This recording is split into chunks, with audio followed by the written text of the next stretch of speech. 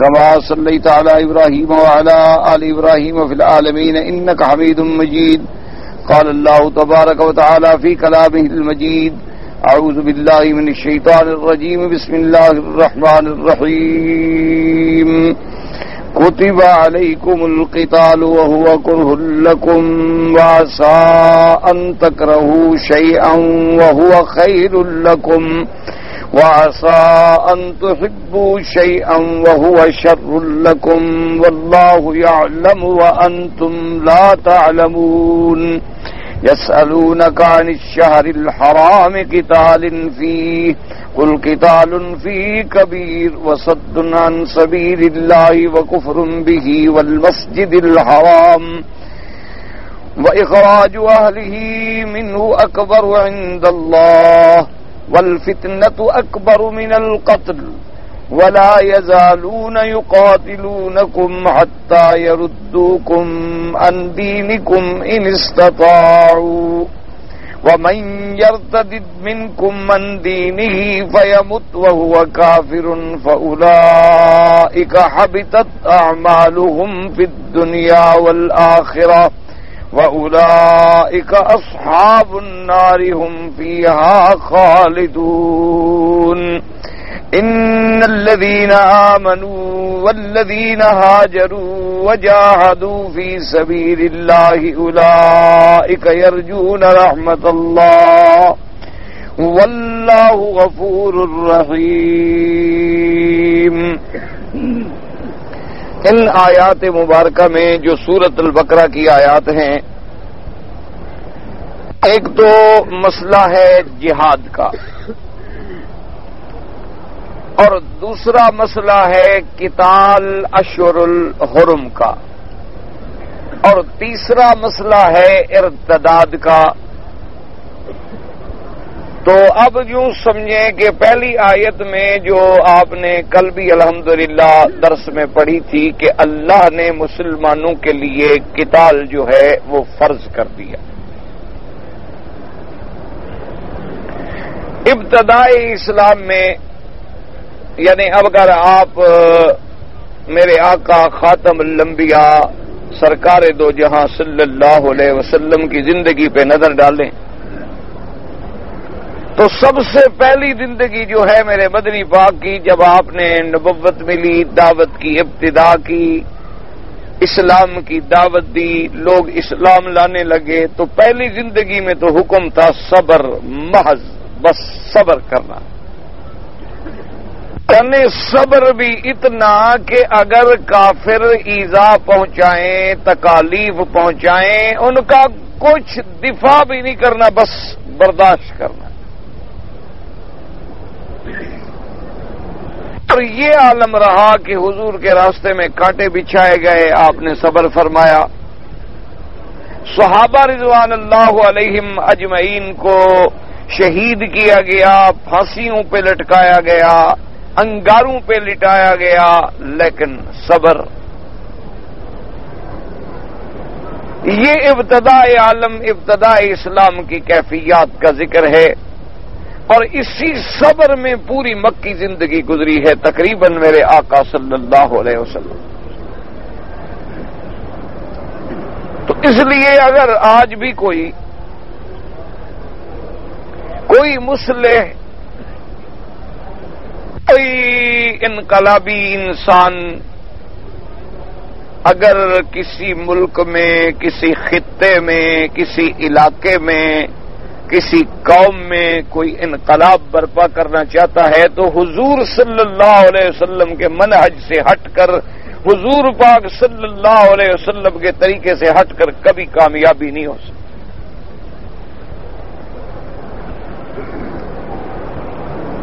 کسی بھی ملک پہ آپ نظر ڈال لیں، آپ کو مسلمانوں کے ملک تو نظر آئیں گے، لیکن اس کو آپ اسلام کا ملک یا اسلامی ملک نہیں کہہ سکتے. کہتے ہیں تو ایک رسمی بات ہے، بس چونکہ مسلمان رہتے ہیں لہذا اسلامی ملک کہلاتا. اس لفظ کا اطلاق اگر اس عالم میں، اس دنیا میں، اس زمانے میں ہو سکتا ہے تو صرف اس ملک پہ ہو سکتا ہے کہ یہاں اسلامی ملک بھی ہے اور اسلامی حکومت کا قیام بھی ہے اور اللہ کی کتاب اور حضور کی سنت پہ فیصلہ ہے اور قضا ہے، حدود اللہ کا اجرا ہے۔ باقی اگر کوئی آدمی آج ان کا تقابل کرنا چاہے سیدنا ابو بکر کے زمانے سے تو یہ تو ناممکن بات ہے، کیونکہ تابعین جب صحابہ کے زمانے کا مقابلہ نہیں کر سکے، ہم تو 1400 سال پیچھے آ گئے۔ یعنی جو خلفائے راشدین کا دور تھا وہ تو خلفائے راشدین کے 30 سال گزرنے کے بعد بھی نہیں پیدا ہو سکا کہ جائے کہ ہم 1400 سال دور آنے کے بعد یہ مقابلہ کریں اور یہ مطالبہ کریں کہ بھئی جی وہ بات تو نظر نہیں آتی جو خلافت راشدہ میں تھی، وہ بات تو خیر تصور بھی نہیں کیا جا سکتا۔ اب ہم دور کے لحاظ سے پیچھے ہٹ رہے ہیں، ہر آنے والا دن جو ہے پہلے دن سے بہتر نہیں ہو سکتا۔ اب حضور صلی اللہ علیہ وسلم کا طریق کیا تھا کہ سب سے پہلے تو آپ نے پوری دنیا کے سامنے اپنی دعوت رکھی کہ میں کیا چاہتا ہوں، میری دعوت کیا ہے، پروگرام کیا ہے، اور اس کے ساتھ اپنی زندگی کو نمونہ بنا کے پیش کیا۔ فرمایا کہ دیکھو کہ لبثت فیکم عمرا، کہ اے مکے والوں میں نے پوری زندگی تمہارے سامنے گزاری ہے۔ میری ولادت کے دور سے لے کر 40 سال کی عمر تک جو عین یعنی بلوغ قوت کی عمر ہے، یعنی میرا ولادت، رضاعت اور اس کے بعد بچپنا، جوانی، سارا پورا دور جو ہے تم لوگوں کے سامنے۔ اسی لیے حضور صلی اللہ علیہ وسلم نے ان کو چیلنج کیا اور فرمایا کہ تم کو اگر میں ایک خبر دوں کہ اس پہاڑ کے پیچھے ایک دشمن آ رہا ہے، تم پہ حملہ کر دے گا، تو کیا تم میری بات مان لو گے؟ انہوں نے کہا جی کیسے نہیں مانیں گے، ما جربنا کا الا صادقا عادلا، ہمارے تجربے میں آپ سچے بھی ہیں، امانت والے بھی ہیں، عدل والے بھی ہیں، آپ تو کبھی جھوٹ نہیں بول سکتے۔ تو ہمیں کیا سبق ملا کہ جب کوئی کسی کام کے لیے کوئی مبلغ، واعظ، مرشد، مصلح، لیڈر، جو بھی آپ کہہ لیں، جب وہ قوم کے سامنے کسی مقصد کو لے کے کھڑا ہو تو سب سے پہلے اپنی زندگی کو نمونہ بنا کے دکھلائے کہ کیا اس کی زندگی خود بھی اس کے دعوے کے مطابقت رکھتی ہے یا نہیں رکھتی۔ یہ بنیادی بات۔ حالانکہ آپ دیکھیں پورے قرآن مقدس کا مطالعہ کریں کہ اللہ نے جتنے انبیاء بھیجے ہیں، حضرت آدم علیہ السلام سے لے کر ہمارے آقا خاتم الانبیاء علیہم الصلاۃ والتسلیم، اللہ کے کروڑوں صلاۃ و سلام ہوں سب انبیاء پر، جتنے انبیاء آئے، جتنے رسول آئے، یہ نبوت اور رسالت کوئی کسبی چیز نہیں ہے کہ آدمی محنت کرتے کرتے نبی بن جائے، یہ نہیں ہوتا۔ آپ محنت کرتے کرتے مومن بن جاتے ہیں، ولی بن جاتے ہیں، مقام صدیق پہ پہنچ جاتے ہیں، مقام شہید پہ پہنچ جاتے ہیں، عباد اللہ الصالحین میں شمار ہو جاتے ہیں، لیکن کوئی محنت سے، عمل سے، کسب سے نبی نہیں بن سکتا۔ نبوت ایک خالص اللہ کی وہبی نعمت ہے، اللہ جس کو چاہتے ہیں اپنی نبوت کے لیے چن لیتے ہیں۔ اس لیے قرآن مقدس نے فیصلہ فرما دیا کہ اللہ یصطفی من الملائکۃ رسلا ومن الناس، کہ اللہ چن لیتے ہیں، جنہیں رسول بناتے ہیں، فرشتوں سے رسول بناتے ہیں جو اللہ کا پیغام لے کے انبیاء کے پاس آتے ہیں، وہ فرشتوں میں رسول ہیں، اور انسانوں میں سے رسول اور نبی بناتے ہیں، ان کو بھی خود چن لیتے ہیں۔ اس لیے مکے والوں نے، کفار قریش نے جب اعتراض کیا کہ حضور پاک صلی اللہ علیہ وسلم جو ہیں آپ تو غریب ہیں، آپ کے گھر میں دولت نہیں، پیسہ نہیں، محلات نہیں، تجارت نہیں، زراعت نہیں۔ اگر اللہ نے نبی بنانا تھا تو مکے اور طائف کے کسی بڑے آدمی کو نبی کیوں نہیں بنایا؟ قرآن مقدس میں کافروں کا یہ اعتراض موجود ہے کہ لولا نزل هذا القرآن على رجل من القريتين عظيم، کہ اللہ نے یہ قرآن جو ہے ان دو شہروں میں سے طائف اور مکے کے کسی بڑے پہ کیوں نہیں اتارا؟ کیونکہ کافروں کے نزدیک بڑا آدمی وہ تھا جو پیسے والا ہو۔ جیسے آج کل آپ کے نزدیک بڑا آدمی کون ہے؟ ٹھنڈے دل سے سوچ لیں کہ اس میں ناراضگی ورازگی کی کوئی بات ہی نہیں، نہ غصے کرنے کی بات ہے۔ آپ سوچ لیں کہ ہمارا فکر اور کافروں کا فکر کیا تھا۔ ان کے فکر میں بڑائی جو ہے دولت کا نام تھی۔ ان کے نزدیک بڑا آدمی ابو جہل تھا، ان کے نزدیک بڑا آدمی ابی لہب تھا، ان کے نزدیک بڑا آدمی ولید بن المغیرہ تھا، ان کے نزدیک بڑا آدمی عتبہ عتیبہ شیبہ ربیعہ تھے، اس لیے کہ وہ دولت مند تھے، ان کے پاس حکومت تھی، اقتدار تھا، کرسی تھی، دولت تھی، زمینیں تھیں، بڑی بڑی باغات تھے بڑے بڑے طائف میں، اس لیے وہ بڑے آدمی تھے۔ تو ہمیشہ یاد رکھیں کہ کفر کی نگاہ میں بڑائی کا تعلق مادیت سے ہوتا ہے۔ کفر کی نظر میں بڑا آدمی وہ ہوتا ہے جو مادی اعتبار سے، اقتصادی اعتبار سے دولت پہ ہو، اقتدار کی کرسی پہ ہو، وہ بڑا آدمی ہے۔ اور اسلام کی نظر میں بڑائی ہوتی ہے تقویٰ سے، پرہیزگاری سے، کہ کوئی جتنا متقی ہے، جتنا پرہیزگار ہے، جتنا اللہ سے ڈرنے والا ہے، وہ بڑا آدمی۔ آج آپ دیکھ لیں کہ جتنا کوئی دولت مند ہے، پیسے والا ہے، سرمایہ دار ہے، اور وہ جناب گاڑیوں کے جلوس کے جلب میں پھرتا ہے، سب اس کو بڑا آدمی سمجھتے ہیں۔ اس کے مقابلے پہ ایک تہجد گزار ہے، شب بیدار ہے، صف اول میں نماز پڑھنے والا ہے، حلال کی روٹی کھاتا ہے، جھوٹ نہیں بولتا، اسلام پہ چلتا ہے، وہ کچھ بھی نہیں کہا چھوڑو یار یہ کیا ہے، کوئی بھکاری ہوگا پوچھو، کوئی 1 روپیہ دے کے دفع کرو اس کو۔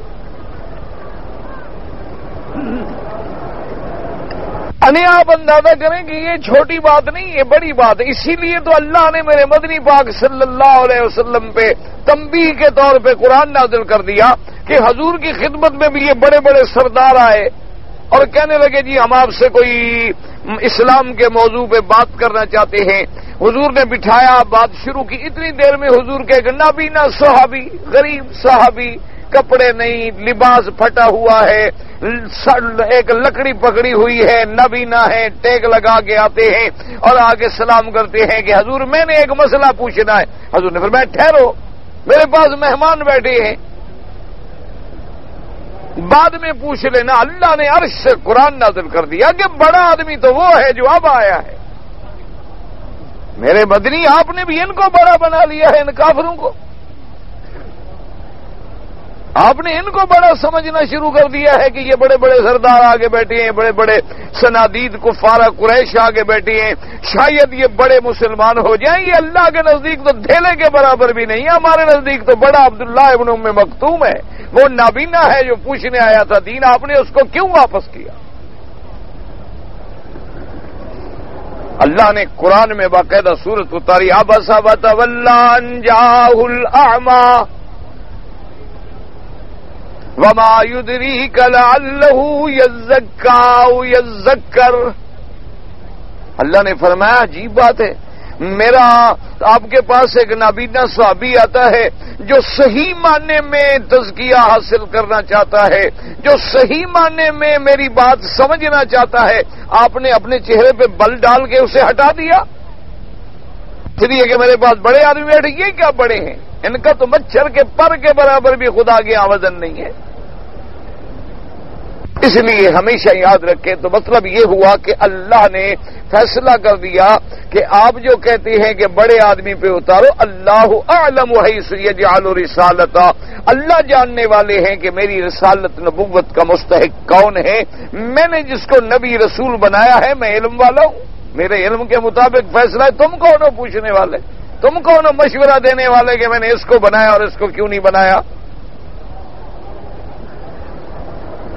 اب مسئلہ کیا سمجھ آیا کہ نبوت جو ہے وہ تو اللہ پاک خود چن لیتے ہیں۔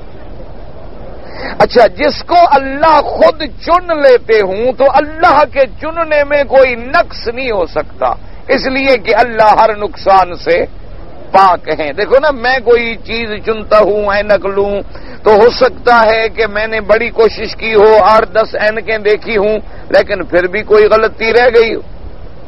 میں کوئی کپڑا خریدوں، 8-10 کپڑے دیکھنے کے بعد لوں، لیکن ہو سکتا ہے کیونکہ میرا کوئی علم کیا ہے، ناقص علم ہے، لیکن اللہ کا علم کامل ہے، اس کے علم میں کوئی کمی نہیں۔ جب علم میں کمی نہیں ہے تو چننے میں کمی نہیں ہو سکتی۔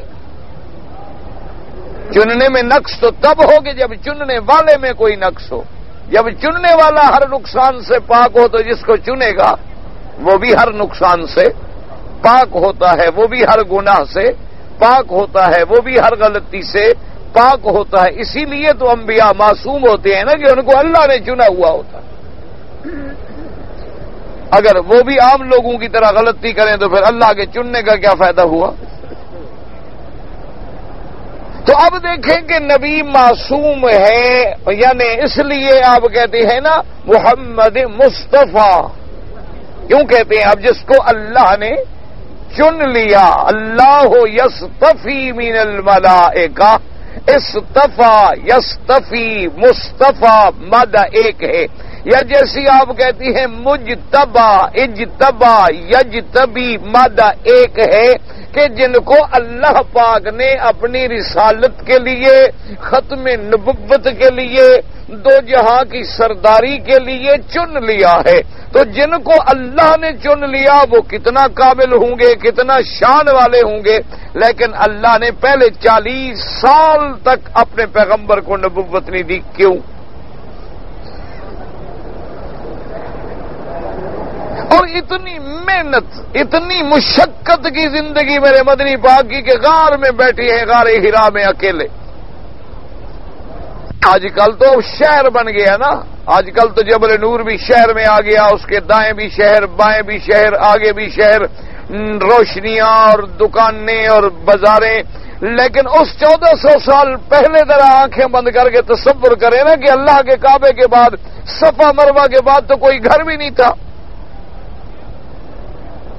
نہیں، یہ جتنے گھر تھے جہاں صفا مروہ بنی ہوئی ہے اس کے ساتھ، یا اب جو حرم کا تھوڑا سا میدان بنایا گیا ہے صفا مروہ کی طرف سے، یہ سارے مکے والوں کے گھر یہیں آ جاتے تھے۔ دار ارقم بھی، ام ہانی بھی، بیت سیدہ خدیجہ بھی، زقاق الحجر بھی، حضور صلی اللہ علیہ وسلم کا گھر بھی، بیت عباس بھی، سب جتنے بڑے بڑے تمام کے گھر تھے، بس اتنی ایریا سمجھیں، پورے مکے کا نام اتنی ایریا تھا۔ اسی طرح یہ وہاں بسم اللہ دیکھ لیں، یہ نیچے سید شار ابراہیم الخلیل ہو گئی، آگے سیدنا ابی بکر رضی اللہ تعالیٰ عنہ کا گھر تھا، سیدنا ابی بکر رضی اللہ تعالیٰ عنہ کی مسجد تھی، اور یہی وہ طریق ہجرت تھی۔ اس سے پھر حضور پاک غار ثور تشریف لے گئے۔ یہ سارا مکہ تو اتنی تھا۔ یہ تو آہستہ آہستہ ہر دور میں پھیلتا گیا، بڑھتا گیا، تو اس کا یعنی ضرورت کے مطابق اللہ کے حرم میں توسیع ہوتی گئی۔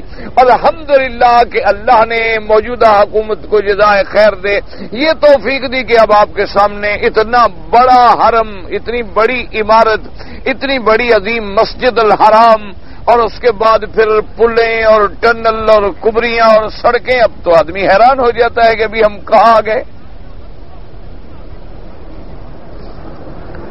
تو اس زمانے میں ذرا آپ اندازہ فرمائیں کہ جب صفا مروہ کے بعد یعنی یہ سوق جو ہے جس کو آپ چھتی ہوئی بازار کہتے ہیں نا جی، یہ پرانے زمانے میں بھی سوق عکاظ کا ایک راستہ تھا، کیونکہ اسی سے جنت المعلی آگے قبرستان تھا، چونکہ یہ قبرستان حضور کے زمانے سے بھی قبل کا ہے۔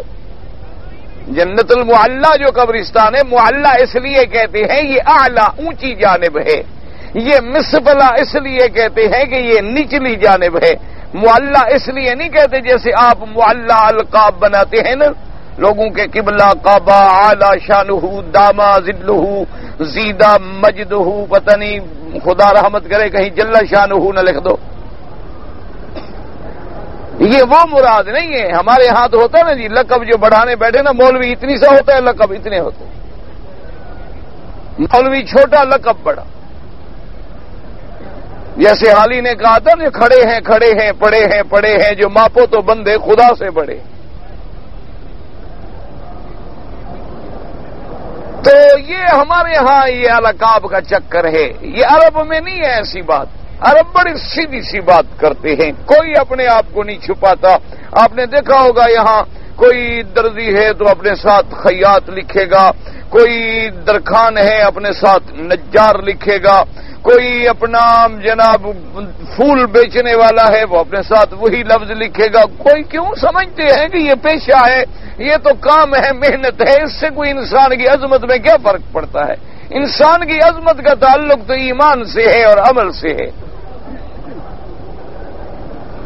یہ ہے جنت المعلا، یاد رکھو جنت المعلا، معلا معنی اعلی مکہ، اور یہ ہے اسفل مکہ، اس لیے اس کو کہتے ہیں مسیال، مسفلا، کیونکہ جب پانی گرتے تھے بارشوں کے تو اسی راستے سے نکلتے تھے۔ تو یہ مسفلا نچلا حصہ، یہ اعلی اونچا حصہ۔ تو جنت المعلا کیوں کہلاتا ہے کہ یہ قبرستان اس اونچے حصے میں ہے، اور یہ پھر ہمارا ایمان ہے کہ اس میں کیونکہ حضور کی بیوی ہے، حضور کی اولادیں ہیں اور بڑے بڑے لوگ ہیں، وہ ہر لحاظ سے ویسے بھی اعلی ہے۔ یہ تو علیحدہ بات ہے کہ ہماری محبت ہے، عقیدت ہے، ورنہ معلّا کہنے کی وجہ یہ ہے، اور حضور کے زمانے سے بھی پہلے یہ مکے والے بھی سب اسی میں دفن ہوتے تھے۔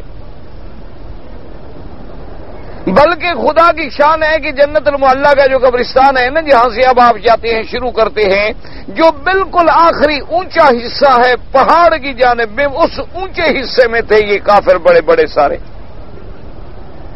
اس سے مسئلہ سمجھ لیں کہ کوئی مکے میں مر جائے، کوئی جنت المعلا میں دفن ہو جائے، مدینے پاک میں مر جائے، دفن ہو جائے، اس سے کوئی فرق نہیں پڑتا، اصل بات ایمان ہے۔ اگر ایمان نہ ہو کیا خیال ہے آپ کا جتنے کافر یہاں دفن ہے جنت میں جائیں گے؟ نہ کیا عقیدہ آپ کا عقیدہ کیا ہے؟ جنت المعلا میں جو کافر دفن ہیں وہ سیدھے جنت جائیں گے اس لیے کہ جنت المعلا میں دفن ہے؟ اچھا، جتنے حضور کے دشمن مدینے پاک میں مر گئے، مدینے میں دفن ہوئے، منافقین، کفار، اور اسی طرح عبداللہ ابن ابی اور اس کی جماعت، یا جو یہودی بنو نذیر، بنو قریظہ مارے گئے، قتل ہوئے، دفن ہوئے مدینہ منورہ میں، کیا خیال ہے مدینہ منورہ میں دفن ہونے کی وجہ سے ان کو جنت مل جائے گی؟ جنت جہنم کا فیصلہ ایمان پہ ہے۔ ہاں ایک بات یاد رکھے، ایمان بھی ہو، خاتمہ ایمان پہ ہو، اور پھر حرم میں دفن مل جائے، پھر مدینے میں دفن مل جائے تو سبحان اللہ۔ لیکن اصل شرط ہوگی تو اگلی بات بنے گی، ایمان ہی نہ ہو تو پھر چاہے مدینے میں دفن کرو چاہے مکے میں دفن کرو۔ اگر ایمان ہے، خاتمہ توحید پہ ہو گیا، لا الہ الا اللہ محمد الرسول اللہ پہ ہو گیا، اور پھر مدینے پاک کا دفن مل گیا، سبحان اللہ، حضور کا ہمسایہ بن گیا، قیامت میں حضور کے ساتھ کھڑا ہوگا۔ اور مکے میں دفن ہو گیا تو حضور مکے والوں کی انتظار کریں گے اور ان کو لے کر خود اپنے ساتھ میدان حشر میں جائیں گے۔ تو اس میں کوئی شک ہے کہ جن کو شفیع المذنبین رحمت للعالمین صلی اللہ علیہ وسلم اپنے ساتھ لے کے جائیں گے تو اللہ پاک رحمت ہی فرمائیں گے، ان کو تو چھوڑ ہی دیں گے، اب ان کو تھوڑی سزا دیں گے۔ لیکن شرط یہ ہے کہ خاتمہ ایمان پہ ہو۔ یہ اصولی بات ہمیشہ یاد رکھنا، اگر خاتمہ کفر پہ ہو جائے تو پھر چاہے مکے میں دفن کرو، غلاف کعبے میں لے کے لپیٹ دو، کوئی فرق نہیں پڑتا۔ ساری زندگی آدمی قبروں پہ سجدہ کرتا رہے اور دفن کے وقت غلاف کعبہ سینے پہ رکھ دو، کوئی ڈھیلے کا فائدہ بھی نہیں دیتا، بلکہ الٹا قیامت میں پکڑوانے کا ذریعہ بنے گا کہ اللہ فرمائیں گے کہ اچھا کعبے میرے کا غلاف رکھتے ہو، طواف قبروں کے کرتے ہو، ساری زندگی تم نے قبروں پہ سجدے کیا، مرنے کے وقت آنکھوں پہ میرے کعبے کا غلاف رکھ کے آ گئے ہو، یعنی میں نہیں جانتا، مجھے بھی دھوکہ دینے آئے ہو۔ اللہ کے آگے کوئی چیز چھپی ہوئی ہے ہماری؟ کوئی عمل ہمارا چھپا ہوا ہے، کوئی کردار ہمارا چھپا ہوا ہے؟ بالکل نہیں۔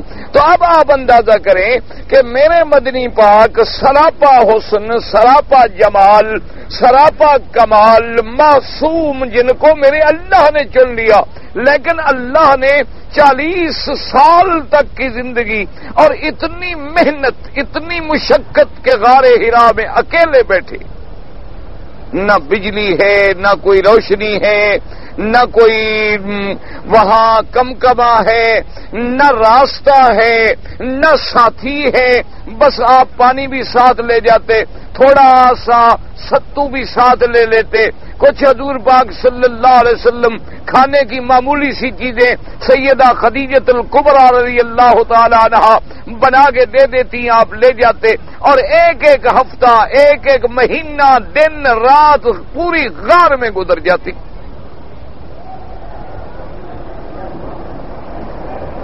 آپ دوہراتے تو مجھے ذرا رہ کے دکھائیں، جو بڑے عاشق بنتے ہیں، دعوے کرتے ہیں ہم بڑے عاشق ہیں، پہلے تو یہ عاشق آدھے رستے سے واپس آ جاتے ہیں، کہتے ہیں یہ بڑی چڑھائی ہے۔ بھئی تم تو عاشق ہو، بھئی عاشق کے لیے بھی چڑھائی ہوتی ہے،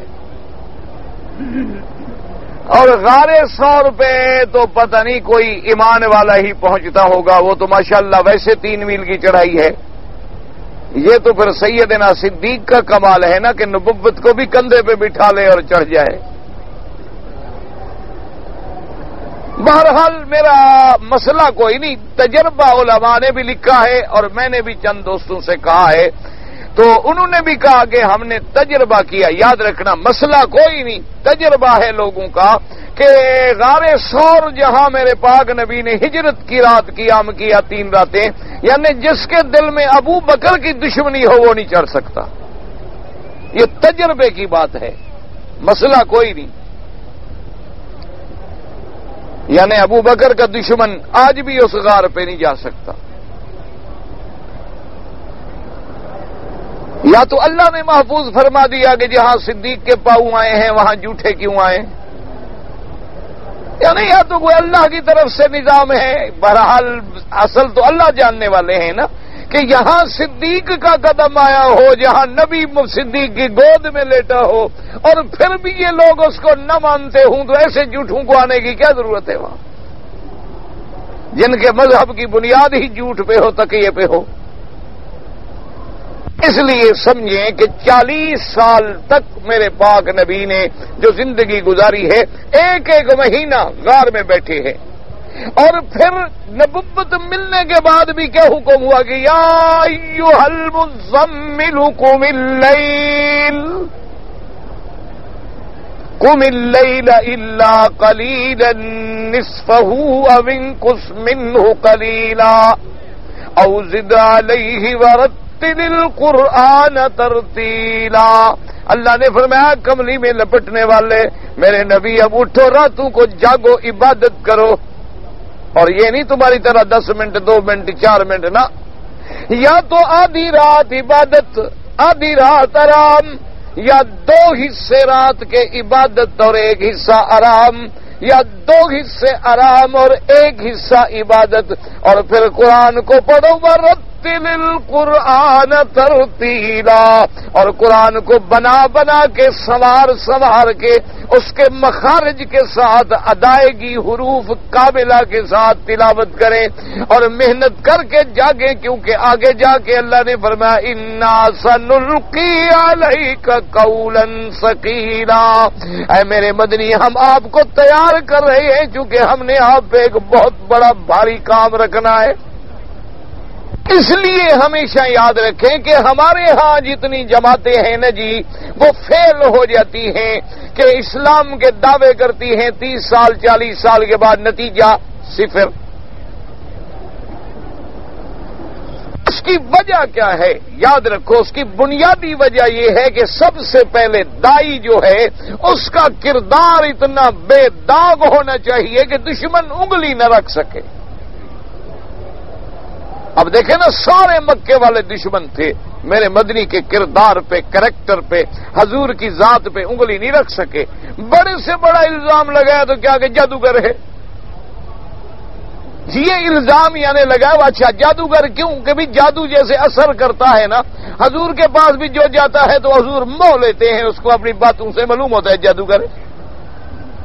حالانکہ بظاہر یہ الزام نہیں تھا، یہ ان کا اقرار تھا کہ حضور کی زبان میں اتنی اثر ہے، اتنی مٹھاس ہے، اتنی سچائی ہے، اتنی حلاوت ہے کہ جو بھی حضور کی خدمت میں چلا جاتا ہے، محمد مدنی کے پاس بیٹھ جائے، واپس آتا ہے کہتے لا الہ الا اللہ محمد الرسول اللہ۔ او جی کمال ہو گیا، یہ تو کوئی جادو ہو گیا، جادوگر ہے۔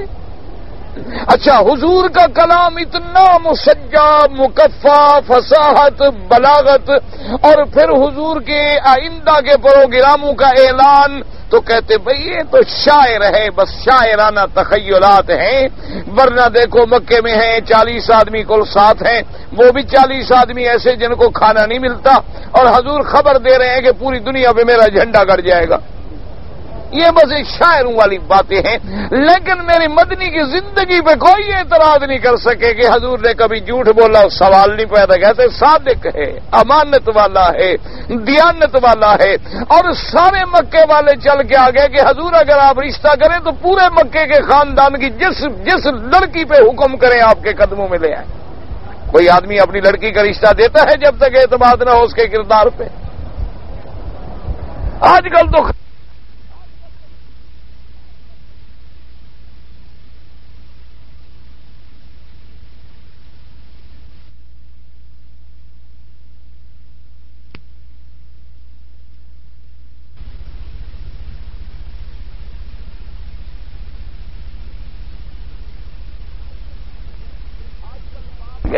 آج کل باپ اپنی بیٹی کا سوداگر ہے اور بیٹی باپ کی عزت کی سوداگر ہے۔ آج کل تو ایسے بغیرت باپ بھی زندہ ہیں جو اپنی لڑکیوں کو خود لے جاتے ہیں پیشہ کرانے کے لیے۔ ہاں ٹھیک ہے، آپ نہ ماننے، حقیقت حقیقت ہے، جو واقعات ہیں وہ حقیقت ہے۔ باپ خود سودا کرتے ہیں، شادی کی پھر طلاق لے لی، پھر دوسری جگہ شادی کی پھر طلاق لے لی، یعنی بیٹی کو ذریعہ بنایا ہوا ہے معاش کا، روزگار کا۔ اور بیٹیاں بھی جب جانتی ہیں کہ باپ اتنا ظالم ہے، ماں اتنی ظالمہ ہے، تو پھر وہ بھی ان کی عزت کا ہر وقت سودا کرتی رہتی۔ لیکن پہلے دور میں یہ تصور نہیں تھا۔ تو اب دیکھیں کہ سب سے بڑی بات کیا ہوتی ہے کہ جو دعوت لے کے اٹھے پہلے اس کا اپنا دامن جو ہے وہ اپنا کردار ہو۔ اگر اس کے کردار میں کوئی جھول ہے پھر کامیابی نہیں ہوتی۔ اسی لیے دیکھیں کہ ساری زندگی حضرت آدم علیہ السلام سے لے کر میرے پاک نبی تک اللہ کے کروڑوں صلاۃ و سلام ہوں انبیاء پہ، ایمان سے کہیں کسی نبی کی ذات پہ کوئی دشمن الزام لگا سکا؟ اچھا کسی نے کوئی الزام لگا بھی دیا ایسے جھوٹا جیسے موسیٰ علیہ السلام پہ بیماری کا الزام لگایا، اور الزام تو کوئی نہیں مل سکا، اور کوئی الزام نہیں مل سکا، لیکن بیماری کا الزام لگایا۔ اور وہ بھی کیوں کہ موسیٰ علیہ السلام غسل کرنے کے لیے بہت دور تشریف لے جاتے تھے پہاڑوں میں، اور ان کی قوم کا یہ قاعدہ تھا کہ وہ مرد جو ہیں آپس میں ایک دوسرے کے سامنے کھڑے ہو کے نہا لیتے تھے، یعنی مرد جو ہیں وہ اس بات کا حجاب نہیں کرتے تھے کہ بھئی ایک دوسرے کے سامنے ننگا نہ نہایا جائے۔ وہ کہتے ہیں بھئی کیا فرق ہے، مرد ہیں، کوئی ایسی بات نہیں، کوئی عورتیں تو نہیں ہیں، ہم سب مرد ہیں۔ حضرت موسیٰ علیہ السلام چونکہ دور جاتے تھے نہانے کے لیے، چونکہ کان حیین ستیرن، آپ سراپا حیا تھے، کیونکہ اللہ کے رسول تھے، کلیم اللہ تھے، اللہ کے نبی تھے، تو دشمنوں کو اور کوئی موقع نہیں ملا۔ ایک الزام لگا دیا، کہنے لگے انہو آدر، کہ موسیٰ علیہ السلام ہم سے دور اس لیے چھپ کے نہاتے ہیں کہ ان کو بیماری ہے، ان کو بیماری ہے، اور وہ بیماری بڑا عیب ہے، اگر ننگا نہائیں گے تو ہمیں تو وہ بیماری نظر آئے گی، اس لیے دور جاتے ہیں اپنی بیماری کو چھپانے کے لیے۔ یعنی اور کوئی الزام نہیں لگا، اور کوئی دشمن عیب نہیں ڈھونڈ سکا۔ ایک عیب لگایا وہ بھی اپنے قیاس فاسد سے، کہ چونکہ ہمارے سامنے نہیں نہاتے رہا تھا کوئی عیب ہے، اس کو چھپا رہے ہیں۔ اللہ نے فرمایا ہم اپنے نبی کا اتنا الزام بھی برداشت نہیں کر سکتے. میرے نبی جیسے باطنی طور پہ شرک سے گناہوں سے پاک ہوتے ہیں، میں اپنے نبیوں کو جسم کا بھی کوئی عیب نہیں دیتا. میں اپنے انبیاء کو ظاہری باطنی ہر لحاظ سے پاک بنا کے بھیجتا ہوں. نہ ان کے باطن میں کوئی عیب ہوتا ہے، نہ ظاہر میں کوئی عیب ہوتا ہے، نہ ان کے روحانیت پہ کوئی عیب ہوتا ہے، نہ جسمانیت پہ کوئی عیب ہوتا ہے. موسیٰ علیہ السلام ایک دن غسل فرما رہے تھے اور کپڑے اٹھا کے ایک پتھر پہ رکھ دیے کہ بھئی غسل کر کے کپڑے پہن لوں گا. اللہ نے حکم دیا پتھر کو کہ کپڑے لے کے موسیٰ علیہ السلام کے بھاگ جاؤ. پتھر کپڑے لے کے بھاگ گیا. موسیٰ علیہ السلام نے دیکھا پلٹ کے کہ جس پتھر پہ میں نے کپڑے رکھے تھے پتھر تو جا رہا ہے. آپ جناب دیکھتے ہیں نا کہ وہ کسی مشین میں کسی گڑیا میں کوئی مشین لگا دیں یا کوئی روبوٹ بنا دیں، آپ کہتے ہیں بڑا کمال ہو گیا، دیکھو جی روبوٹ بھاگ رہا ہے. کمال تو یہ ہے کہ پتھر بھاگ رہا ہو. کمال تو یہ ہے کہ پتھر نے یہ بھی پہچان لیا کہ کپڑے موسیٰ علیہ السلام کے ہیں، تمہارے لے کے تو نہیں بھاگ گیا نا. اور پھر پتھر نے یہ بھی جان لیا کہ میں نے بھاگ کے جانا کہاں ہے. یہ بھی نہیں کہ مشرق مغرب جدھر مرضی ہے بھاگ جائے. یعنی اتنا ٹھیک ٹھاک اللہ کے حکم کا پابند ہے کہ کوئی عقل مند انسان بھی اتنی عقل سے فیصلہ نہیں کر سکتا کہ پہلے موسیٰ علیہ السلام کے کپڑوں کو پہچان لیا. اچھا اب جناب موسیٰ علیہ السلام کی عزت کا معاملہ کہ بھائی کپڑے لے کے جا رہے میں کیا پہنوں گا، تو موسیٰ علیہ السلام بھی بھول گئے، آپ بھاگ پڑے پیچھے. سو بھی حجر وہ پتھر رک جا، میرے کپڑے لے کے کہاں جا رہا ہے. اور پتھر دوڑا چلا جا رہا ہے. اور جہاں دشمنوں کی مجلس بیٹھی ہوئی تھی، ان کی پوری کمیٹی بیٹھی ہوئی تھی، وہاں جا کے پتھر کھڑا ہو گیا. موسیٰ علیہ السلام تو اسی دوڑ میں آ رہے ہیں، ان کو تو کوئی فکر نہیں نا وہ کہاں جا رہا ہوں. جب ان کے سامنے آئے تو انہوں نے کہا بھائی موسیٰ میں تو کوئی عیب نہیں. پتھر بھی رک گیا. موسیٰ علیہ السلام نے غصے میں پتھر پہ لکڑی ماری. چھوٹی جو اپنا عصا تھا نا، لکڑی ماری. غصے میں عجیب کپڑے لے کے بھاگ گئے. مجھے لوگوں کے سامنے آ گیا اور وہ لکڑی اثر کر گئی. اس لیے خدا کی قدرت ہے کہ جہاں جہاں کسی پتھر پہ آپ کوئی واقعہ پڑھیں گے، اللہ اس نشان کو بھی قیامت تک باقی رکھتے ہیں تاکہ میرے نبیوں کا معجزہ باقی رہے. آپ نے دیکھا نہیں مقام ابراہیم کے پتھر میں ابھی تک وہ نشان باقی ہے، کیونکہ ابراہیم علیہ السلام کھڑے ہوتے تھے نا اس پتھر پہ. اچھا یہ باقی یاد رکھیں کہ ابراہیم علیہ السلام کے پاؤں اتنے چھوٹے نہیں تھے. یہ بات بھی یاد رکھیں. یہ ہمارے شریف لوگوں نے پیار کر کر کے رگڑ دیا ہے ماشاءاللہ. یعنی وہ جو تھا نا اللہ کی رحمت سے ادھر ادھر سے سارا پتھر رگڑ ڈالا ہے. کیونکہ ہم جب محبت کرنے پہ آتے ہیں نا جی تو ماشاءاللہ سبحان اللہ، جو چیز بھی ہمیں مل جائے بس چومنے کے ہم بڑے بادشاہ ہیں. قرآن شریف کو چوم چوم کے پورا اللہ کی رحمت سے گتا بھی ہضم کر جائیں گے، لیکن پڑھیں گے نہیں، عمل نہیں کریں گے. قرآن کو سینے سے لگا لیں گے جی، دو جہانوں کا بادشاہ ہے سبحان اللہ. سینہ ٹھنڈا ہو گیا، اندر شرک ہے. سینہ مٹی سے ٹھنڈا ہو گیا قرآن پڑھنے سے. کعبہ شریف کو آگے جناب لگ جائیں گے سبحان اللہ. جی آج میں نے لڑ کے 5 آدمیوں کے کپڑے پھاڑ ڈالے، 10 کو دھکا دے ڈالا، حجر اسود کو بوسہ دیا ہے. جناب وہ کہے گا مبارک ہو جی سبحان اللہ، شکر ہے تم حجر اسود. بھائی داڑھی وہ تو حجر اسود کو دے آئے ہیں تاکہ قیامت میں گواہی دے کہ اللہ میاں مجھے بوسہ دینے والے نے میرا حیا بھی نہیں کیا. کم از کم مکے میں تو رکھ لیتا، کم از کم کعبۃ اللہ میں حاضری کے وقت تو حیا کر لیتا کہ یہ وہ جگہ ہے جہاں محمد مدنی نے بوسہ دیا ہے اور میں وہاں حضور کی انکار اور حضور کی سنت کا مخالف بن کے بوسہ دے رہا ہوں. کچھ تو سوچ لیتا، کچھ تو ذرا اس کے دل جو ہے کوئی ضمیر تھوڑا سا گھبرا جاتا. لیکن نہیں، ایک روٹین ہے، لگ رہا ہے چکر ماشاءاللہ. کعبہ شریف مل گیا تو چکر، صفا مروہ مل گیا تو چکر، داتا صاحب کی مزار پہ بھی حاضری کا موقع ملے انشاءاللہ تو وہاں بھی چکر، اور انشاءاللہ لال شہباز کلندر کا موقع ملا تو انشاءاللہ وہاں بھی حاضر، عبداللطیف شاہ بٹھائی کا موقع ملا وہاں بھی سر سجدے میں. عبداللہ شاہ غازی کی مزار پہ حاضری ملی تو وہاں بھی ماشاء اللہ حضرت غازی پیر علمدار بچڑے دیوا کیا ہے. اگر کسی نے تعزیہ کھڑا کر دیا تو حسین کا روزہ سمجھ گئے انشاءاللہ اس کو بھی ہم چوم لیں گے چاہے خود بنایا ہو. کسی نے دلدل نکال لیا گھوڑا چاہے کرایہ کا لیا ہوا ہو ہم اس سے بھی جا کے ماشاءاللہ منت مان لیں گے جی میرا بچہ نہیں ہوتا مہربانی کر گھوڑا شریف بچہ دو. نہ ایمان سے کہو یہ اسلام ہے یا کوئی مذاق ہے ڈرامہ ہے کیا ہے؟ اسی کا نام اسلام ہے. یہی دین لے کے آئے تھے میرے نبی محمد مصطفیٰ. نہ ایمان سے کہو خدا کے کعبے میں ہو آپ مجھے وہاں بھی کہیں مجھے جو مرضی آئے کہتے رہیں آپ کے کہنے سے کچھ بھی نہیں ہوتا. وہ ہوگا جو میرے اللہ نے چاہا.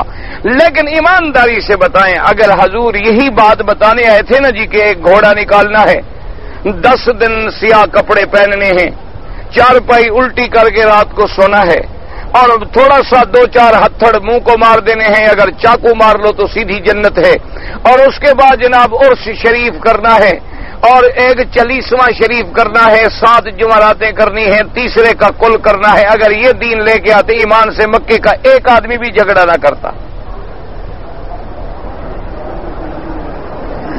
نہ دیکھو جی اگر آپ عرس کریں آپ خیرات کریں چاول آپ کے چینی آپ کی خرچہ آپ کا میں جو جھگڑا کروں میرا دماغ خراب ہے. نقصان آپ کا ہو رہا ہے میرا کیا جا رہا ہے. میں تو اگر روکوں گا تو اپنے پیٹ کو الٹا نقصان دوں گا کہ چاول کھانے سے بھی محروم ہو گیا. ٹھیک ہے جب میں کہوں گا بھی بدعت ہے ناجائز ہے تو میں کھانے سے گیا نا. اگر یہ دین ہے یاد رکھو معاف کرنا پھر یہ تو ڈرامہ ہے. یہ تو وہی بات ہوئی کہ وہ چرچ میں ڈرامہ کر کے کھڑے ہیں پادری صاحب کھڑا ہے اور آ گئے کیا بات ہے. انہوں نے کہا جی اس ہفتے میں نے اتنی شراب پیا اتنی زنا کیا اتنی جھوٹ بولا. اس نے کہا اچھا تو میرے لیے نذرانہ کتنے لائے ہو. اس نے کہا جی $100. اس نے کہا جاؤ معاف کیا. وہاں چرچ میں کھڑے ہو کے پادری ہفتے میں گناہ معاف کر دیتا ہے ہمارا پیر معاف کر دیتا ہے. فرق کیا ہوا پھر؟ انہوں نے بھی ایک صلیب بنائی ہوئی ہے ہم نے بھی ایک تعزیہ بنایا ہوا ہے. نہ ایمانداری سی بات کرو ایک ٹھنڈے دل سے بات کرو. ان کا بھی کراس کا ایک نشان ہے ہمارے بھی نشان ہیں. انہوں نے بھی حضرت عیسیٰ اور بی بی مریم کی تصویریں لگائی ہوئی ہیں گھروں کے اندر ہم نے بھی اپنے بزرگوں کی تصویریں لگائی ہوئی ہیں. فرق کیا ہے ذرا مجھے بات سمجھائیں تو صحیح. یہ ڈرامہ ہے اسلام ہے دین ہے. اچھا وہ بھی جناب اپنی سالگرہ مناتے ہیں ہم بھی. نہ ایمان سے کہو بھی سالگرہ یہ کرسمس سالگرہ برتھ ڈے یہودی عیسائی مناتے ہیں کہ نہیں مناتے؟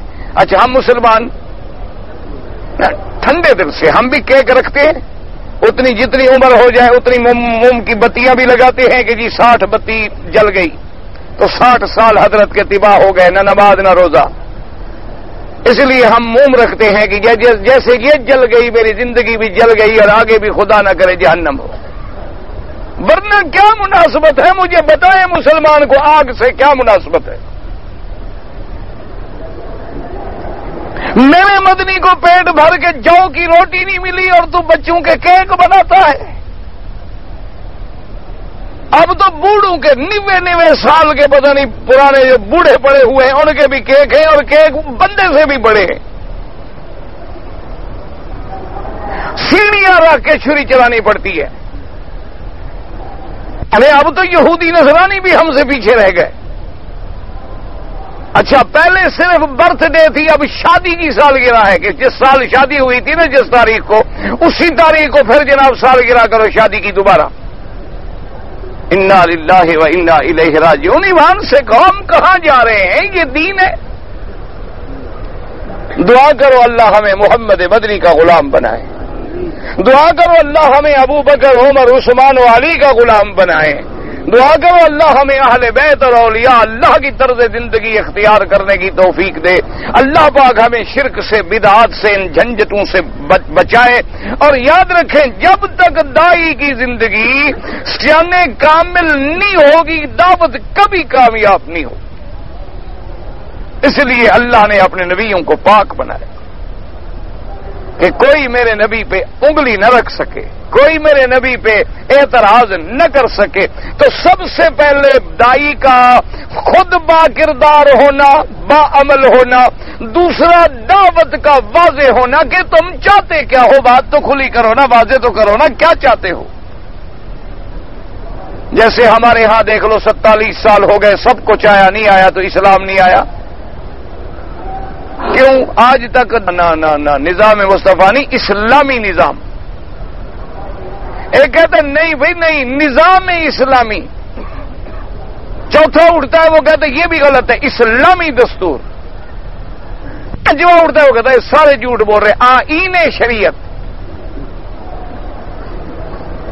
47 سال میں ابھی یہ اپنی دعوت کا فیصلہ ہی نہیں کر سکے کہ ہم کیا چاہتے ہیں۔ جب تم الفاظ کے گورکھ جھنجٹ میں پڑے ہوئے ہو، ابھی تک اس سے نہیں نکل سکے تو دعوت کب؟ اور پھر جو اسلام کا نام لیتا ہو اس کے اپنے گھر میں اسلام نہیں، اس کے اپنے 6 فٹ کے بدن پہ اسلام نہیں، تو جب ہم اپنے 6 فٹ کے بدن پہ اسلام لاگو نہیں کر سکے تو ہم بڑے ملک میں گھر میں کہاں نافذ کر لیں گے؟ اس لیے سب سے بڑی بات یاد رکھو کہ جب تک کامیابی چاہتے ہو تو پھر میرے محمد مدنی کے دروازے پہ آؤ، کہ سب سے پہلے حضور اٹھے اپنی زندگی، مثالی زندگی، نمونہ، کہ ابو جہل جیسا دشمن بھی یہ نہیں کہہ سکا کہ آپ جھوٹ کہہ رہے ہیں، یہ نہیں کہہ سکا۔ یعنی جو سب سے بڑا دشمن ہے میرے پاک نبی کا، اسی کعبے کا طواف کر رہا ہے، اور ایک آدمی نے پوچھا کہ ہم نے سنا ہے کہ یہاں اللہ کے نبی پیدا ہوئے ہیں، تمہارا ان کے بارے میں کیا خیال ہے؟ ادھر ادھر دیکھا کہ کوئی اور بات سن نہیں رہا، کہنے لگا یار تم میرے دوستو سچی بات پوچھتے ہو تو وہ اللہ کا نبی ہے سچا؟ اس نے کہا اچھا وہ سچا ہے؟ انہوں نے کہا ہاں بالکل سچا۔ اس نے کہا تمہیں کیسے پتا ہے کہ وہ سچا ہے؟ کہا یار عجیب بات کرتے ہو، ولادت سے لے کر 40 سال ہمارے سامنے تو گزرے ہیں، عبداللہ کے گھر میں پیدا ہوئے، عبد المطلب کے گھر میں تربیت لی، ابی طالب کے گھر میں جوانی گزری، ساری زندگی ہمارے سامنے ہے۔ جس ذات پاک نے کبھی کسی بندے پہ جھوٹ نہیں بولا وہ خدا پہ جھوٹ بول سکتا ہے؟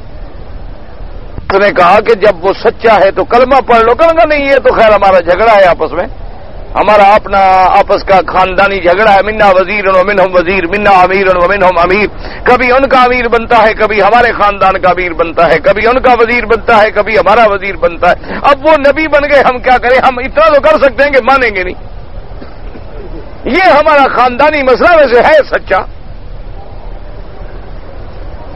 لیکن اس لیے سب سے پہلی بات یاد رکھیں کہ دائی جو ہو، جو قوم کو بلانے والا، سب سے پہلے اس کی زندگی پاک، دوسرا دعوت بڑی واضح ہو۔ حضور نے فرمایا کیا میں کیا کہتا ہوں تمہیں؟ فرمایا قولوا کلمۃ تفلحوا لا الہ الا اللہ محمد الرسول اللہ۔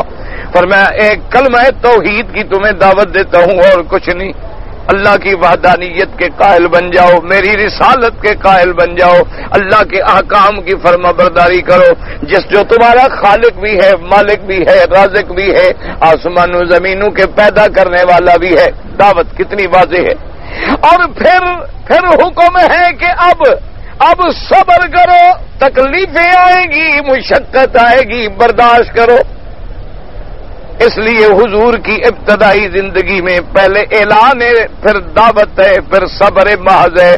یعنی اتنی تکلیفیں ہوئیں کہ صحابہ کو انگاروں پہ لٹا دیا گیا، صحابہ کو پھانسیوں پہ لٹکایا گیا، صحابہ کی بیویوں کے ٹکڑے ٹکڑے کر ڈالے گئے، گھسیٹا گیا، مارا گیا، ستایا گیا۔ حضور پاک کو حرم پاک میں نماز پڑھنے سے منع کیا گیا، لیکن اللہ نے فرمایا میرے مدنی صبر، وَاصْبِرْ كَمَا صَبَرَ أُولُو الْعَزْمِ مِنَ الرُّسُلِ، آپ بھی صبر کریں جیسے پہلے عظمت والے رسولوں نے صبر کیا ہے۔ اب صبر کا مرحلہ جب گزرا تو حکم ملا کہ ہجرت،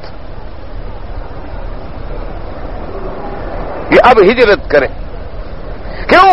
اب مکی زندگی میں رہنے کے بعد کامیابی نہیں ہو سکتی جب تک وطن نہ چھوڑیں، گھر نہ چھوڑیں، اولاد نہ چھوڑیں، اپنے معاشرے کو جواب دیں، ورنہ ایمان سے کہیں مکے کی جگہ خدا نہ چھڑوائے کس کا دل کرتا ہے کہ چھوڑ دے؟ اس لیے حضور پاک جب جانے لگے تو سامنے کھڑے ہو کے رونے لگے، فرمایا واللہ انک لخیر ارض اللہ، خدا کی قسم ہے تو روح زمین میں سب سے بہتر زمین ہے، اگر میری قوم مجھے مجبور نہ کر دیتی میں تجھے چھوڑ کے کبھی نہ جاتا۔ ہجرت کیوں؟ سبق ملا ہے کہ اگر کسی ملک میں تم اسلام کے فرائض کو ادا نہیں کر سکتے ہو تو پھر حکم ہے کہ ہجرت۔ اگر تم نماز نہیں پڑھ سکتے، روزہ نہیں رکھ سکتے، شریعت کے احکام پہ عمل نہیں کر سکتے تو پھر چھوڑو اس ملک کو۔ ارض اللہ واسعہ، اللہ نے فرمایا میری زمین بہت بڑی وسیع ہے، جب تم میرے لیے سب کچھ چھوڑو گے تو آگے میں تیرا انتظام کروں گا۔ لیکن ہجرت اللہ کے لیے ہو، پیسے کے لیے نہیں، ایئر کنڈیشن کے لیے نہیں۔ جیسے آج کل ہمارے مہاجر یہاں آئے ہوئے ہیں نا ماشاءاللہ، یہ 5 سال سے، کوئی 2 سال سے، کوئی 4 سال سے، یہ اللہ کی مہربانی ہے، فکر نہ کرو۔ وہاں پیتے تھے K2 کی سگریٹ، یہاں 3-5 پیتے ہیں، اتنا فرق ہو گیا ہے بس، اتنا ماشاءاللہ بڑی ترقی کہتے ہیں، بڑی ترقی کی ہے۔ میرا بیٹا باہر بہت ترقی کر گیا۔ بھئی کیا ترقی کر گیا؟ وہاں اللہ کی رحمت سے ایک نماز نہیں پڑھتا تھا، یہاں کبھی کبھی جمعہ پڑھ لیتا ہے، کافی ترقی ہو۔ وہاں داڑھی ہفتے میں 3 دفعہ مڈاتا تھا، یہاں چونکہ بلیڈ اچھے ملتے ہیں روزانہ صاف کرتا ہے۔ بہت ترقی کی ہے بیٹے نے ماشاءاللہ۔ وہاں خود کبھی کبھی جھوٹ بولتا تھا، یہاں مکے میں رہ کر ماشاءاللہ اپنی ماں کو بیوی بنا کے بلوا لیتا ہے۔ بڑی ترقی کی ہے ماشاءاللہ۔ پاسپورٹ کسی غریب کا ہاتھ لگ جائے فوٹو بدل کے بھیج دیتا ہے، بڑی ترقی۔ گردنیں کٹ جائیں نشہ لے کے آتا ہے، کتنا ترقی ہے کہ بھئی پتہ ہے میں نے مرنا ہے، گردن کٹنی ہے اور قتل ہونا ہے، اور قتل بھی کس پہ؟ نشے پہ۔ اللہ سے دعا کرو اللہ بچائے، ہر مسلمان کے بچوں کو بچائے، ہر مسلمان کے گھر کو بچائے، اس فتنے سے، اس عذاب سے بچائے، یہ بہت بڑا عذاب۔ تو اب جناب کیا ہے؟ ہجرت۔ ہجرت کے بعد پھر جب جماعت بن گئی، انصار مل گئے، طاقت مل گئی، تو اب اللہ نے حکم دیا کتب علیکم القتال، میرا مدنی اب ہم آپ کو جہاد کا حکم دیتے ہیں، اب قتال۔ بس اب وہ مرحلے گزر گئے، اب آپ پختہ ہو گئے، کھری جماعت مل گئی، جنہوں نے بچے بھی چھوڑ دیے، وطن بھی چھوڑ دیا، مکے جیسی سرزمین بھی چھوڑ دی، اور آگے انصار جیسے کھرے ساتھی مل گئے جنہوں نے اپنا سب کچھ مکے والوں پہ قربان کر دیا۔ اللہ نے فرمایا اب یہ پکے مومن اندر باہر سے سچے، اولئک هم المؤمنون حقا، ان کے ایمان کی گواہی میں عرش اولا سے دیتا ہوں۔ تو اب کیا حکم ہے کہ جہاد؟ تو اللہ نے جہاد کو بھی فرض کیا، لیکن یاد رکھو فرض عین نہیں، فرض کفایہ ہے، یعنی اگر ایک جماعت جہاد کر رہی ہے تو بس باقی پہ گناہ نہیں ہوگا۔ ہاں اگر خدا نہ کرے کوئی کافر مسلمان ملک پہ حملہ آور ہو جائے اور ضرورت پڑے تو پھر ہر بندے پہ، مرد عورت پہ بھی جہاد فرض ہو جاتا ہے، حالات۔ اب آگے مسئلہ آیا کہ اللہ نے 4 مہینے ایسے رکھے ہیں جن میں قتال بند ہے۔ وہ 4 مہینے جو ہیں ان کو کہتے ہیں اشہر حرم، اسی لیے قرآن کہتا ہے یسألونک عن الشہر الحرام، میرے مدنی آپ سے سوال کرتے ہیں کہ ان اشہر حرم میں قتال کرنا کیسا ہے۔ وہ 4 مہینے جن میں قتال منع ہے وہ کون سے مہینے ہیں؟ یاد رکھ لیں، ذی القعدہ، ذی الحجہ، محرم، سمجھ آ رہا ہے؟ فروری، مارچ، اپریل تو مجھے آتا نہیں، اب میں کیسے بتاؤں کہ ذی القعدہ کا مہینہ جو ہے اس وقت کیا ہوگا آپ کا؟ کیوں؟ اب تو مسلمانوں کے مہینے بھی بدل گئے نا جی، اب محرم چلا گیا، اب دن کے بعد جنوری ہے، ان کا سال جون سے شروع ہوتا ہے، رات کو دن ان کا 12 بجے رات کو بدلتا ہے۔ پہلے ہم نے سنا تھا سکھوں کے 12 بجتے ہیں، اب سب کے 12 بج جاتے ہیں۔ اسلام کہتا ہے سورج ڈوبنے سے تاریخ بدلتی ہے، مسلمان کہتے ہیں نہیں جی نہیں، انگریز کہتا ہے 12 بجے رات کو بدلتی ہے، ہم تو وہی بنائیں گے۔ جتنی ایئر لائنیں ہیں آپ کو ٹکٹ اوکے کر کے دیتی، ایمان سے کہو 12 13 بجے 14 15 16 اسی کو لکھتی ہیں یا مسلمانوں والا ٹائم لکھتی ہیں؟ مسلمان کے ملکوں کی بات کر رہے ہوں، کافروں کو چھوڑیں، کافر تو کافر ہیں، کون سا ٹائم لکھتے ہیں، انگریز والا یا مسلمان والا؟ وہی تاریخ چلتی ہے یا مسلمان والی تاریخ؟ ایک دفعہ میں گیا تو اللہ رحمت گئے پورے دن کا فرق پڑ گیا، کیونکہ میں تو اپنی بات سمجھ کے گیا نا جی۔ وہاں جب پہنچے تو انہوں نے کہا کہ مولوی صاحب حضرت یہ آپ کی ٹکٹ بھی آپ نے پڑھی ہے؟ میں نے کہا جی اللہ معاف کرے میں نے نہیں پڑھی۔ کہتا ہے تو دیکھیں نا یہی تو مولویوں میں غلطی ہے کہ پڑھتے نہیں۔ میں نے کہا جی کوئی قرآن شریف تو نہیں تھا میں نے گناہ کیا؟ ٹکٹ تھی حضرت، میری قصور ہو گیا، معاف کر دیں میں نے نہیں پڑھی۔ نہیں جی آپ تو ناراض ہیں۔ میں نے کہا جی نہیں جی ناراض نہیں ہو رہا میں، نہ یہ قرآن تھا نہ یہ حدیث رسول تھی، میں کیوں پڑھتا؟ مجھے پڑھنے میں ثواب ملنا تھا اس کا۔ یہ آپ کے مقدر میں ہے، آپ پڑھتے رہیں۔ الحمدللہ میں نے قرآن پڑھا، میں درس دے کے ابھی وہاں سے نکلا ہوں الحمدللہ ثم الحمدللہ۔ کہنے لگا جناب پھر آپ نے دیکھو تاریخ، یہ تو 12 بجے کے بعد جناب تاریخ بدل جاتی ہے، اسی لیے تو مسئلہ ہے نا کہ آپ تو غلط آ گئے۔ میں نے کہا جناب میں نے تو مسلمان سمجھا تھا آپ کو، آپ میرے خیال میں مسلمان نہیں کہتے۔ کیا مطلب جی؟ میں نے کہا جی اسلام کی تاریخ تو مغرب کے بعد بدلتی ہے۔ کہتے ہاں جی وہ تو خیر آپ کی بات ٹھیک ہے، لیکن چونکہ رواج ایسا ہے، جب رواج کی بات کیوں کرتے ہو؟ میری غلطی تو نہ ہوئی، میں تو آپ کو مسلمان سمجھ کے آیا تھا۔ میں نے تو ایئر لائن کو بھی مسلمان سمجھا، ان کے کام کرنے والوں کو بھی مسلمان سمجھا، لکھنے والوں کو بھی مسلمان سمجھا، ٹکٹ بنانے والوں کو بھی مسلمان سمجھا، میں تو ٹھیک آیا۔ میرے نزدیک تو یہی جملات تھی۔ کہتے ہیں پر جی پھر اس میں تو سیٹ نہیں ہے، پھر آپ کو کل جانا ہوگا۔ میں نے کہا جی اللہ کی مرضی، نہیں ہے تو اللہ کی مرضی، اب اس کا کیا ہو سکتا؟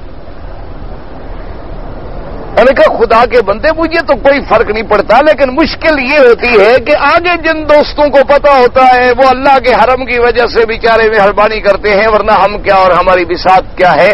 یہ تو سارا برکت تو کعبۃ اللہ کی ہے نا، جس کو مٹی بھی اگر کسی گل کے ساتھ لگ جائے تو اس میں بھی خوشبو آ جاتی ہے نا، اصل تو وہ گلوں کا اثر ہوتا ہے، مٹی تو مٹی ہوتی ہے، ہم تو اسی مٹی طرح ہے۔ لیکن کعبہ شریف کے اثرات ہوتے ہیں کہ آگے بیچارے لوگ کتنی انتظار میں کھڑے ہوتے ہیں۔ میں نے کہا شریف آدمی مجھے اگر اس فلائٹ سے رہ گیا تو اگلے لوگوں کو کتنی تکلیف ہوگی۔ کہتے جی اب ہم کیا کر سکتے ہیں، ہمارے پاس تو سیٹ نہیں ہے۔ میں نے کہا اچھا جی ٹھیک ہے انشاءاللہ آپ کی مہربانی بھائی۔ کہتے جی بس آپ ٹکٹ لے لیں اور سیٹ تو نہیں ہے۔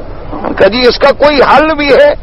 کہتے جی کوئی حل تو یہ ہو سکتا ہے کہ کوئی آدمی آخر وقت تک نہ آئے تو شاید آپ کو سیٹ مل جائے۔ میں نے کہا خیر میں یہ دعا تو نہیں کرتا کہ میں تو نہیں جا رہا، خدا دوسروں کو بھی وقت سے خراب کرے، لیکن کوئی نہ کوئی انشاءاللہ رہ ضرور جائے گا، میں نے جانا ہے انشاءاللہ۔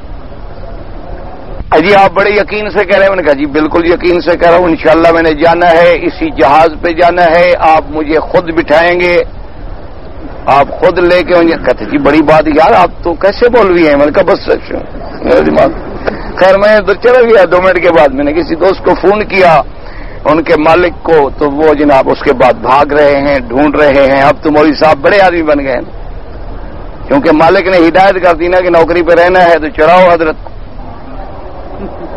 آگے ڈھونڈو جہاں سر آئیں جی، اور جی 2 سیٹیں ہیں، اور جی ہم نے آپ کا اپ گریڈ کر دیا ہے، فرسٹ کلاس میں کر دیا۔ میں نے کہا جی کیوں کر دیا ہے؟ آپ کے اختیارات ہیں، پیسے میں دوں، اکانومی کے بیٹھوں، فرسٹ کلاس میں، خدا کو کیا جواب دوں گا؟ آپ باقی پیسے لیں مجھ سے۔ نہیں سر نہیں، آپ تو کمال کر رہے ہیں، مالک کا حکم ہے، مالک کے باپ کا جہاز ہے، اس کمپنی کا مینیجر ہے، جہاز اس کے باپ کا نہیں ہے جناب۔ خیر اس کے بعد نے کہا جی ویسے آپ کے آدھے گھنٹے میں ہمیں فائدہ بڑا ہوا ہے، مسئلے بڑے سمجھ آئے۔ میں نے کہا چلو شکر ہے، کچھ دین کی تبلیغ کا موقع مل گیا، میں بھی اسی لیے کر رہا تھا، ورنہ آج بھی چلا جاتا، کل بھی چلا جاتا، کیا فرق پڑ جاتا تھا۔ تو بہرحال اب جناب یہ دیکھیں مشہور حرم کتنے ہو گئے، 3 مہینے تو اکٹھے ہو گئے، ذی القعدہ، اس کے بعد ذی الحجہ اور محرم، اور چوتھا کیا رجب. کتنے مہینے حرم ہو گئے؟ 4 مہینے. ذی القعدہ، ذی الحجہ، محرم اور رجب، ان 4 میں لڑائی بند، قتال حرام. اب مسئلہ یہ بنا کہ صحابہ جا رہے تھے، وہ سوال تو نہیں ہے لا الہ، تو جلدی بتا دیا کرو یار، اتنے سوال رکھے ہوئے ہیں، پوچھنے والے بیچارے چلے جاتے ہیں، دوسرے دن دیتا ہے. ہمارا بھی طالب ہے نا، مست آدمی ہے. اچھا جی، لیلۃ القدر اور شب قدر سب ایک ہے، لیکن کب ہوگی پتہ کوئی نہیں. رمضان شریف میں ڈھونڈتے رہیں. آب زمزم پانی کھانے پینے میں، چائے میں سب استعمال کر سکتے ہیں.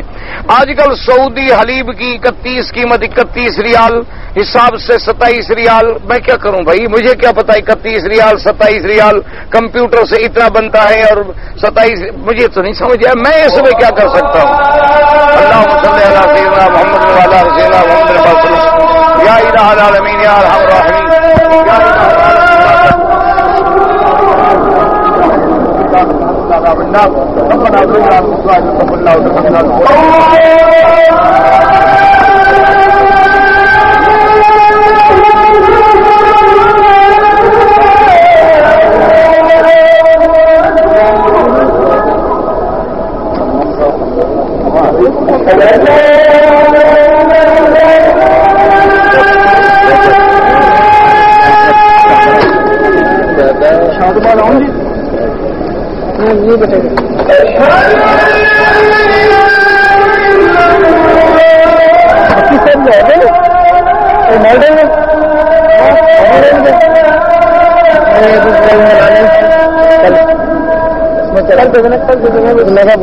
مالٹن سے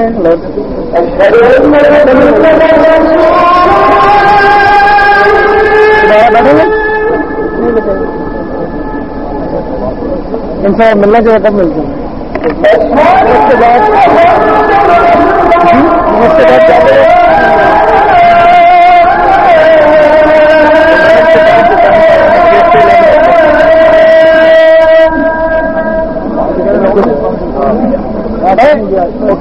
بہت آؤں گے.